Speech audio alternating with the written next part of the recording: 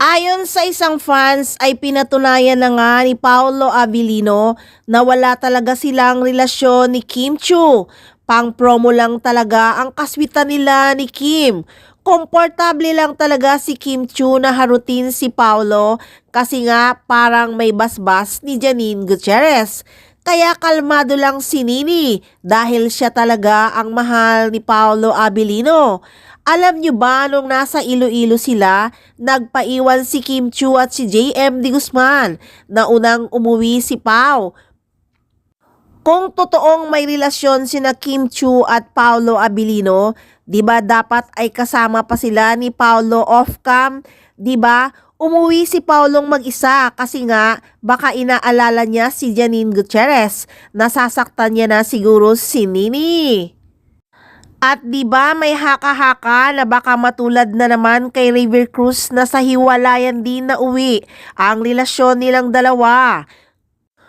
Kaya nga comment ng isang fan sa hiwalayang issue, I don't think so, ipalagi naman silang nagkikita. Even after sa Iloilo na show nila, nagpaiwan si Kim Chiu at si JM, but si Paolo umuwi kaagad. So there another proof na talagang for promotion lang ang kaswitan ng Kim Pao. Biro tuloy ng isang fans, galit na si Janine na over na kasi ang kaharutan ni Kim. Paunin is real na real. Kaya nga siguro talagang kalmado lang si Nini, hindi dahil disente at mahinhin, kung hindi dahil panatag siya sa pakilig ng Kim Pao, dahil alam niyang mahal siya ni Paolo at may basbas naman talaga ni Janine siguro ang lahat ng pakilig ng Kim Pao, lalo na busy naman siya sa dami ng mga endorsement niya. Kagagaling lang niya sa US para sa Samsung Galaxy S26 at nakabalik na nga siya ng Pinas at nasa taping na naman si Nini. Curious lang talaga ang mga fans kung anong project ang tinitaping ni Janine Gutierrez. Ganda kasi ng tanawin, province ang view.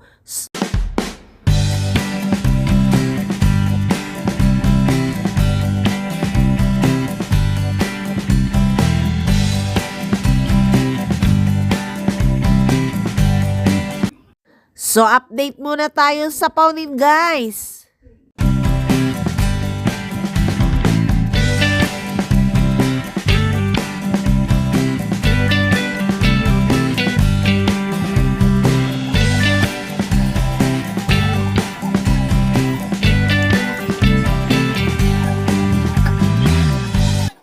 So, yan muna ang updates ng Paunin, guys. Kakalap pa tayo ng maraming chika. Kaya abang-abang lang, dito lang sa Maarteng Machika.